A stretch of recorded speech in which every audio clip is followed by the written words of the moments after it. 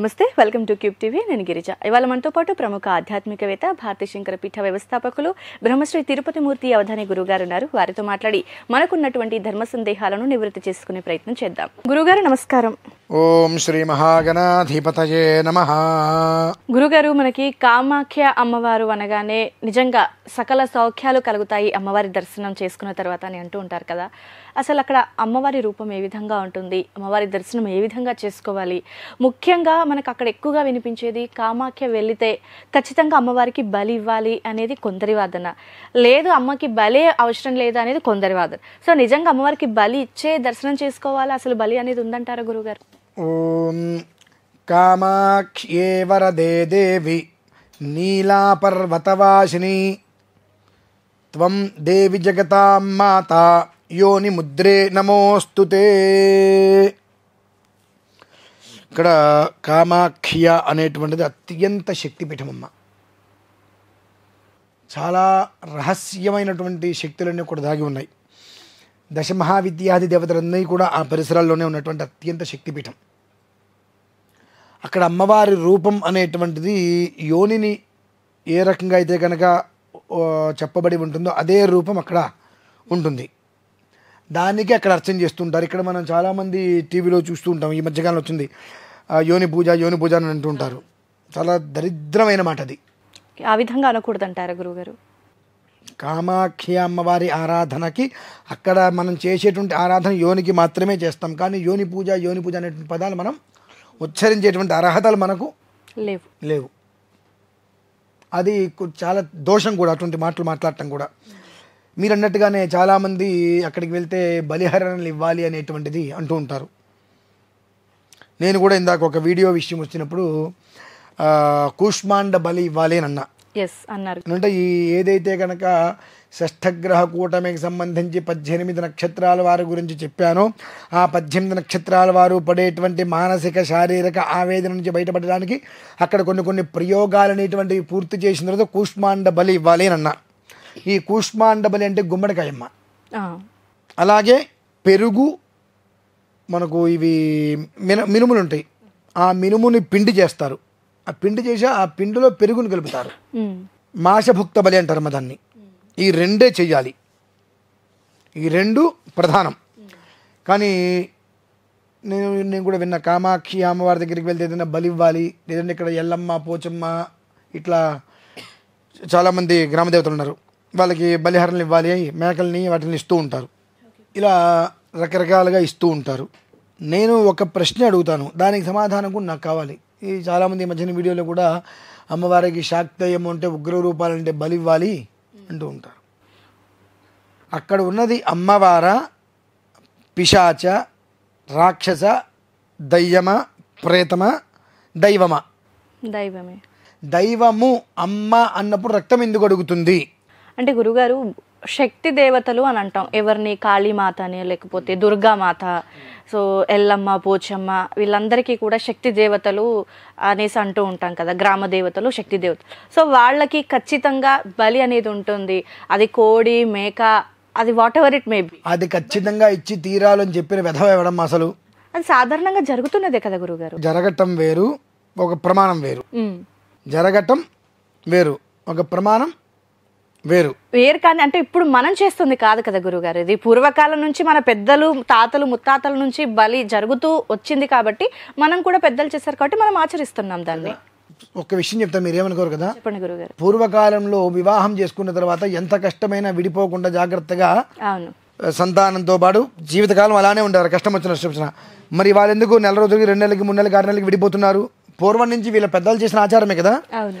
అదే రకంగా పెళ్లి చేసుకున్నాం కాబట్టి కష్టమైనా నష్టమైనా ఓర్చుకొని జీవితకాలం ఉండాలి అనే ఆలోచన ఇప్పుడు ఎందుకు చేయట్లేదు? ఇప్పుడు ఎడ్యుకేషన్ పెరిగిపోయింది, ఫ్రీడమ్ అనేది కావాలి అని అనుకుంటున్నారు. ఫ్రీడమ్ కావాలనుకుంటున్నారు, అమ్మాయి అయినా అబ్బాయి అయినా. ఫ్రీడమ్ అంటే ఏంటంటే ఒకరిని పెళ్లి చేసుకొని వాడితో కాదని చెప్పి ఇంకొకరిని పెళ్లి చేసుకొని 4-5 కాపురం చేయటము, సంసారం చేయటం ఫ్రీడమా? అది కాదు గురుగారు. అబ్బాయితో పడలేదు, అండర్స్టాండింగ్ కుదరలేదు, మ్యూచువల్ అండర్స్టాండింగ్ లేదు, విడిపోతున్నారు. పూర్వకాలంలో కూడా అలానే ఉండేది కదా. మరి ఇప్పుడు ఎందుకు అంత ఓపికలు లేవు? అలానే పూర్వకాలంలో చదువు సంధ్యలు లేక ఏదో ఒకటి చేశారు. ఇవాళ మరి అంత చదువు ఉందని అంటున్నారుగా. ఇంత చదువు ఉంది, మరి చాలామంది అన్నం తింటున్నారు, అశుద్ధం తింటున్నారు తెలియదు. ఈ వెధవలందరూ కలిసి సైన్స్ కాలం నడుస్తున్నాం ఇప్పుడు కూడా ఇంకా పూజలేంటి పునస్కారాలేంటి దేవుడు ఏంటి అంటున్నారు. మీ బలులంటే ఎందుకు మాట్లాడట్లా? అంత చదువుకున్నటువంటి మేధావులుగా ఉన్నటువంటి వెధవలు కూడా జంతు బలు ఇస్తున్నారు కదా, మరి వాళ్ళకి జ్ఞానం ఎందుకు రాలేకపోయింది? అక్కడ ఉన్నది అమ్మ. శక్తి అంటే స్త్రీని శక్తి అంటారుగా. ఇప్పుడు మీకు కోపం వచ్చిందనుకోండి, మిమ్మల్ని శాంతింపజేయాలంటే మీకు ఏమైనా బలి ఇవ్వాలా? లేదు. ఏ స్త్రీ అంటే శక్తే కదండి. మరి శక్తి ఉపాసన అంటేనే స్త్రీ. అవి కామాక్షి అమ్మవారు కావచ్చు, కలకత్తా కాళీ కావచ్చు, ఎవరైనా స్త్రీ అంటే శక్తి అంటేనే స్త్రీ. అవునా? మరి అటువంటిప్పుడు కంచి కామాక్షి అమ్మవారు ఉన్నారుగా, ఆవిడకి ఎందుకు ఇవ్వట్లా? విజయవాడ కనదుర్గ అమ్మవారు ఉన్నారుగా, ఆవిడ దగ్గర ఎందుకు చేయట్లా? శ్రీశైలం భ్రమరాంబ అమ్మవారు ఉన్నారుగా, ఆవిడే శక్తేగా, ఆవిడ దగ్గర ఎందుకు చేయట్లా? చెప్పండి. అంటే అన్ని చోట్ల జరగదు కదా గురుగారు, కొన్ని చోట్ల మనకు నచ్చిన చోట మనకు కుదిరినప్పుడు మనకు కుదిరినట్టుగా మనం చేసుకుంటున్నాం. అలా ఎలా ఉంది గురుగారు? ఇప్పుడు ఇంటి దగ్గర ఉంది, లేదంటే మైసమ్మ అని ఉంది. శక్తి అన్నప్పుడు స్త్రీ దేవత ఎవరైనా శక్తి. ప్రతి ఒక్క శక్తికి, స్త్రీమూర్తికి యంత్రం ఉందిగా, ఉంది, బీజాక్షరాలు ఉన్నాయిగా, అంటే శక్తేగా. అవును. మరేంటి శక్తి? ఇప్పుడు శక్తి గల స్త్రీ అమ్మవారు ఉన్నప్పుడు అందరికీ శక్తి ఉంది. అందరికి ఎందుకు చేయట్లా? కొంతమందికి ఎందుకు చేస్తున్నారు? అది ఆచారానుసారం. ఎట్లా వచ్చింది ఆచారం అని అంటున్నా.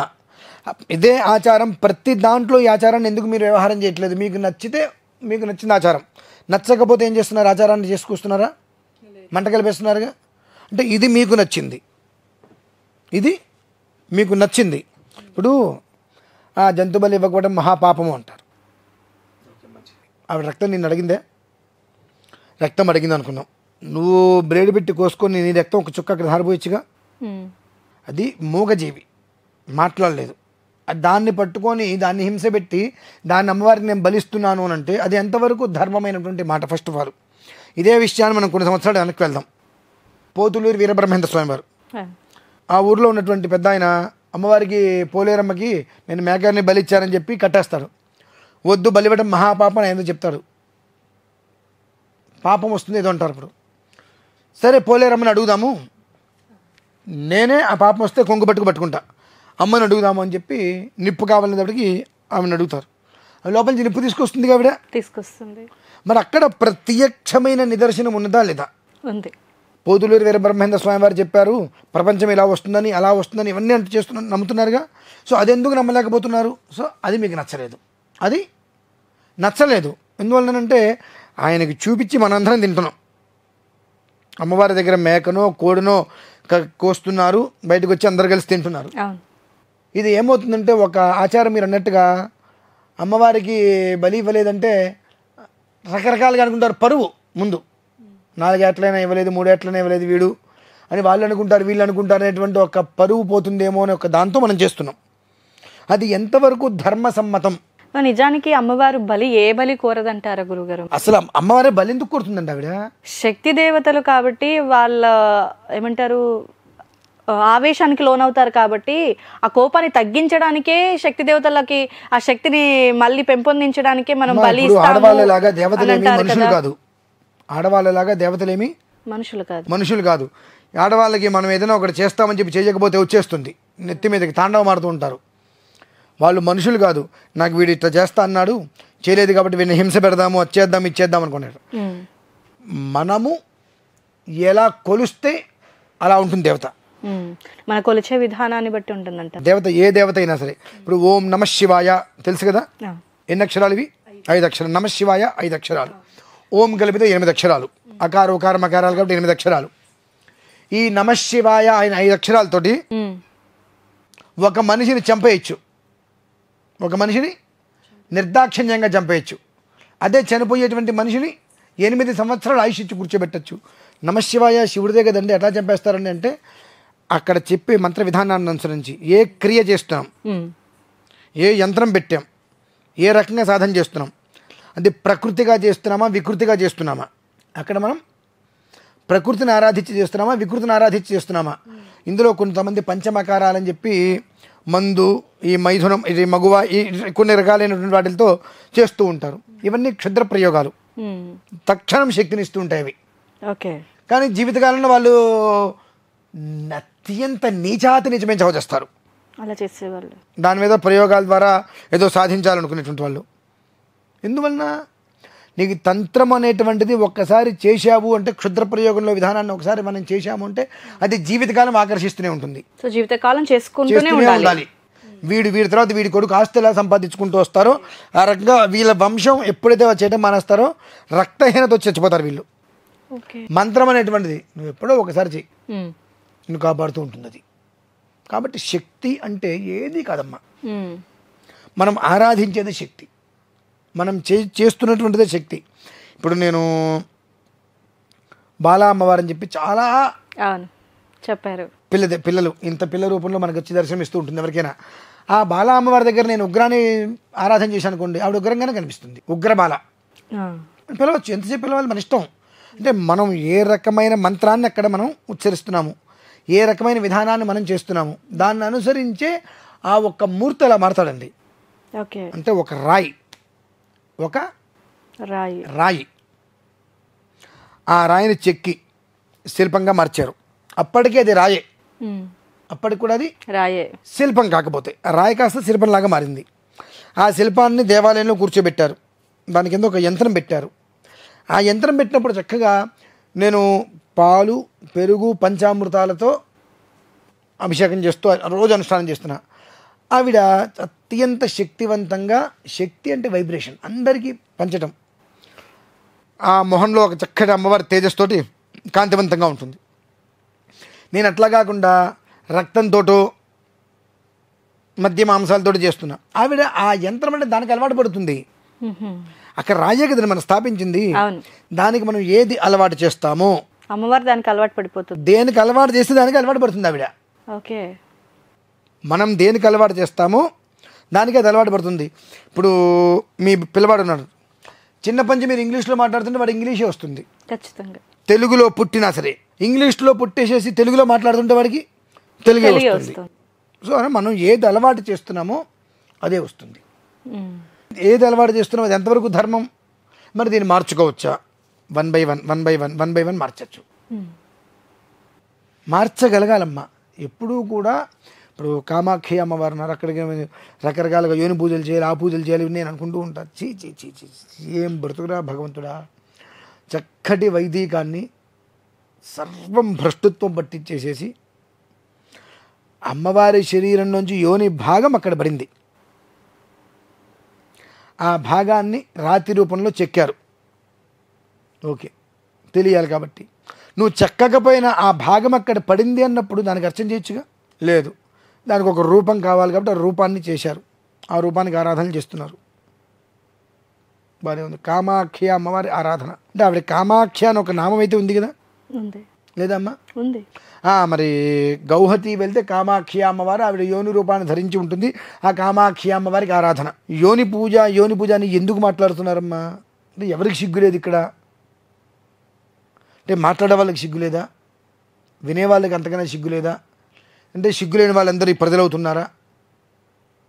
వాళ్ళకు కూడా కనీసం జ్ఞానం విచక్షణ ఉండాలి కదా. ఆ పదం ఏంటి? అక్కడ ఉన్నది ఎవరు? అమ్మవారు రూపాంతరం చెందింది. రూపాంతరం చెందింది ఎవరు? అమ్మవారు. దానికి పేరేమొచ్చింది? సార్థక నామకం కామాఖ్యాదేవి. చచ్చిపోతారు పిలిస్తే. అంటే ఇక్కడ ఏమొస్తుందంటే అమ్మవారి దగ్గరికి వెళ్ళాలి, యోని పూజ చేయాలి అని కానీ ఒక రకమైన భయం. ఎంత పెద్ద మనకు దోషం ఉంటో యోని పూజ చేయాలో, అది మహాతాంత్రికం కాబట్టి దానికి మనం ఏదైనా భయపడతారు. ముందు భయపడి చేసే పూజకి ఏంటమ్మా ఉపయోగం? అయితే పూర్వం నేను ఒక వీడియోలో చెప్పా, కామాఖ్య అమ్మవారి దగ్గరికి వెళ్ళి కొన్ని ప్రయోగాలు చేయాలి, అనంతరము కూష్మాండ బలి అంటే గుమ్మడికాయ మాషభక్త బలి ఇవి ఇవ్వాలి అన్న. అందుకని నేను ఆ వీడియోలో ఎక్కడా కూడా అమ్మవారు ఇక్కడ యోని రూపంలో ఉంటుంది కాబట్టి ఆ యోనికి ఆరాధన చేయాలి, పూజ చేయాలి నేను చెప్పలేదుగా. లేదు, అవసరం చెప్పకూడదు. సార్థక నామకరణం ఏది ఉంది దాన్ని చెప్పు, దాని యొక్క విధానాన్ని తెలియచేయాలి. అంతేగాని ప్రతిదానికి సంబంధం లేకుండా నిన్నేదో మభ్యపెట్టాలి, నిన్నేదో భయపెట్టాలి, ఒక పేరు ప్రత్యేకంగా తీసుకొచ్చి ప్రతి వామ్మ అదేదో విశేషమైందని చెప్పి భయపెట్టి వెళ్ళి అక్కడికి వెళ్ళి పూజలు చేస్తే ఏంటి ఉపయోగం? ఇవన్నీ కాదమ్మా. ఇట్లా మాట్లాడుతుంటే కొంతమంది మహామేధావులు, లలితా సహస్రనామంలో చెప్పబడింది కదండి, రక్తవర్ణామాం సనిష్ఠా కూడా అన్న ప్రీతమానస అని అమ్మవారికి చెప్పబడింది కదండి. అమ్మవారే అడిగింది కదా రక్తము మాంసము, మరి మీరెవరండి ఇలా మాట్లాడతారంటారు. నాకేమనిపిస్తుందంటే అలా కామెంట్లు పెట్టే వాళ్ళు ఎదురుకుండా వచ్చి మాట్లాడడం నాలుగు కూసి పారేస్తా. ఎందువలన నీ బ్రతుక్కి రక్తవర్ణం అంటే మాంసం ఇష్టపడి తెలిసి చావదు. ఎలా మాట్లాడుతున్నావు అంటే నోరెందుకు దాన్ని ఇష్టపడి మాట్లాడేస్తావా? రక్తవర్ణము అంటే పాలల్లో కుంకుమ పువ్వు వేస్తే అది రక్తవర్ణం వస్తుంది. మాంసనిష్టము అంటే ఏంటి? మాంసాకృతిగా అల్లాన్ని తీసుకోవాలి. అమ్మవారికి ఆ అల్లం రసము అల్లము ముక్కలతోటి ఈ పాలల్లో కుంకుమ పువ్వు వేసిందని దాంతో అమ్మవారికి అర్చన చేయమనుంది. రక్తవర్ణ మాంసనిష్ట కూడా అన్న ప్రతి మాంస అంటే అది తెలుసా? ఆ మాత్రం కూడా విచక్షణ లేకుండా అమ్మవారికి లలిత సహస్రనామంలో చెప్పబడింది కదండి, మీరు ఎందుకు ఇలా మాట్లాడుతున్నారంటే నీ మేధా సంపత్తికి నేను నమస్కారం అయినదా ఇట్రా అని పిలిచి కట్ చేసి పడే అనిపిస్తుంది నాలుగుని. ఎందుకంటే ఇటువంటి పనికిమాలిన వెధవల వలన వైదికం సనాతనం మొత్తం రోజు రోజుకి పాతాళంలోకి వెళ్ళిపోతుంది. విచక్షణ లేదు. ఏది ధర్మం, ఏది అధర్మం, ఏది మంచి, ఏది చెడు, ఏది చెయ్యొద్దు, ఏది చేయకూడదు. ఇందాక మీరు అన్నారు ఆచారం అనాది నుంచి వస్తుంది కదండి అని చెప్పి. చాలామందికి ఇదే ఉంటుంది. ఆచారం పెద్దవాళ్ళ నుంచి వస్తుంది కదండి అన్నారు. అదే ఆచారం పెళ్ళిళ్ళ విషయంలో ఎందుకు చేయట్లేదండి అంటే చదువుకున్నాము, మాకు ఇండివిజువాలిటీ కావాలంటున్నారు. చదువు సంస్కారాన్ని నేర్పాలి కదండి, విజ్ఞతని నేర్పాలిగా. పూర్వకాలంలో చదువు లేకపోయినా సంసారాన్ని చక్కగా గుట్టుగా కాపురం చేసుకుంటున్నారుగా. ఇవాళ చదువుకొని ఏం చేస్తున్నారు? విడిపోతున్నారు. మరి జ్ఞానం ఎక్కడుందండి? చదువు సంస్కారాన్ని ఎక్కడ నేర్పింది? సంస్కారం కనుక చదువు నిజంగా నేర్పితే మంచి ఏంటి చెడేంటి? నేను ఇప్పుడు ఒకసారి మాట్లాడరాని మాట మాట్లాడతాను, క్షమించండి, ఏమనుకోవద్దు. అంటే కొన్ని చండాలంగా కొన్ని మాటలు మాట్లాడితే కానీ వాస్తవాలు అర్థం కావు, ప్లీజ్. అంటే ఇది చెయ్యొచ్చు, ఇది చెయ్యకూడదు అనేటువంటి విషయానికి, వివాహం చేసుకుంటే ప్రతి మనిషి సంసారం చేస్తారని తెలుసుగా, సంసారం చేస్తే పిల్లలు పుడతారని తెలుసుగా. మరి రెండప్పుడు ఆరు బయట ఎందుకంటే ఆ పని చేయరు? ఏది ఎప్పుడు ఎక్కడ ఎలా కదా? చేయాలి. ప్రతి దానికి ఒక సిస్టమ్ ఉంటుంది, ఒక నియమం ఉంటుంది. ఆ నియమాన్ని ఇవాళ మనం ఉల్లంఘన చేస్తున్నాం. ఆ నియమాన్ని మనం ఇవాళ ఉల్లంఘన చేస్తున్నాం. నిజంగా నాకు అనిపిస్తుంది పూర్వకాలంలో చదువు సంధ్య లేకపోయినా ప్రతిదీ ఇలా గోప్యంగా ఉంచేవారు. ఇంట్లో భార్యాభర్తలు కొట్టుకు చచ్చినా బయటకు వచ్చి నవ్వుతూ ఉండేవారు. అస్సలు కనీసం తెలిసేది కదా దాదాపుగా. కాపురం మొత్తం కూడా చాలా గోప్యంగా చేసుకున్నారు. ఇవాళ ఏం చేస్తున్నారు? చిన్న మాట వస్తే కొట్టుకు చేస్తున్నారు. అంటే వ్యభిచారం అంటారు కదా. అంటే ఇవాళ వివాహం చేసుకొని 6 నెలల తర్వాత నీకు నాకు పడలేదు, 6 నెలలకి ఇంకొకరిని చేసుకున్నావు, వాడితో నీకు పడలేదు, ఎంతమందిని చేసుకుంటావు? అంటే వ్యభిచారం అంటే అదవుతుందా? ఇంకోటి ఏమన్నా చేస్తే వ్యభిచారం అవుతుందండి అంటున్నానండి. కాదు, ప్రతి దానికి నియమాలు ఉంటాయి. ఆ నియమాలు మనం ఎంతవరకు ఉల్లంఘన చేస్తున్నాం, నియమాలను అనుసరిస్తున్నాం. నేను చదువుకున్నాను కాబట్టి నా ఇష్టం అంటే కుదరదు కదండి. చదువు సంస్కారాన్ని నేర్పాలి. సంస్కారం అంటే ఏంటి? గొడవ జరిగింది భార్యాభర్తల మధ్యలో, ఓకే మూలం ఏంటి అనేటువంటి విషయం తెలుసుకొని, ఓకే నేను విడిపోతా, ఇంకొకరిని పెళ్లి చేసుకుంటా, లేదా ఇంకొక అమ్మాయిని పెళ్లి చేసుకుంటా, ఇదే గొడవలు రావా? అప్పుడు మళ్ళీ విడిపోయి ఇంకొకరిని పెళ్లి చేసుకుంటామా? అంటే ఒకరినే మనం జాగ్రత్తగా చూసుకోలేనప్పుడు ఎవరైనా వచ్చేవాళ్ళు అంతే కదా అనేటువంటి విచక్షణ మనకి రావాలి. అంటే ప్రతిదానికి మూలము, మధ్యము, అంతము, ప్రతిదీ ఉంటుంది. మొదలు, మధ్యన, చివర ప్రతిదానికి ఉంటుంది.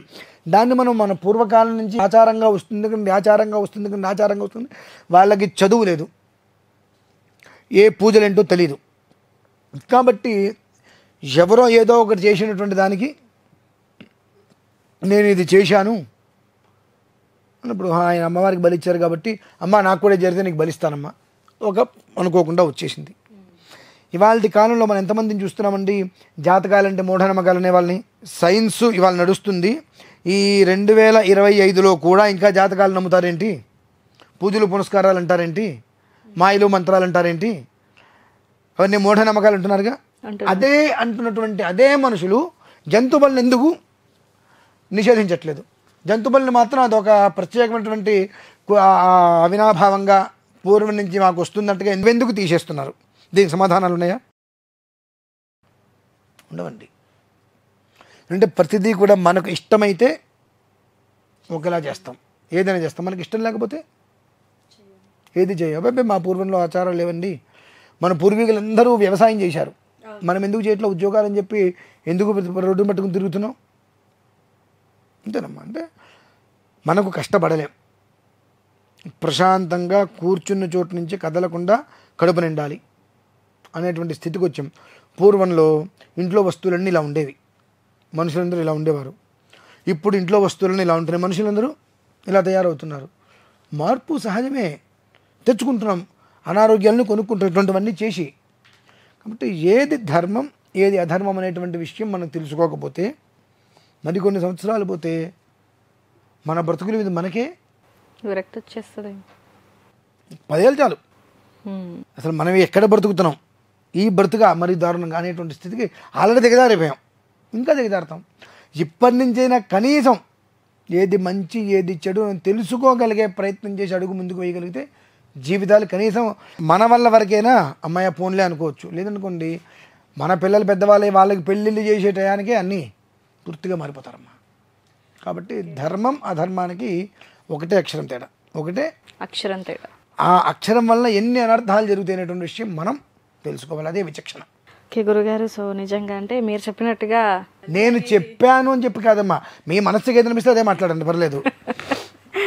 మనసుకు అనిపించడం కాదు గురుగారు, కొన్ని ఆచారాలు అలా వస్తున్నాయి అనేసి మేము నిజంగా మీరు అన్నట్టుగా అలవాటు పడిపోయాం. సో మనం ఎలా చేస్తే అమ్మవారు దానికి అలవాటు పడిపోయారు.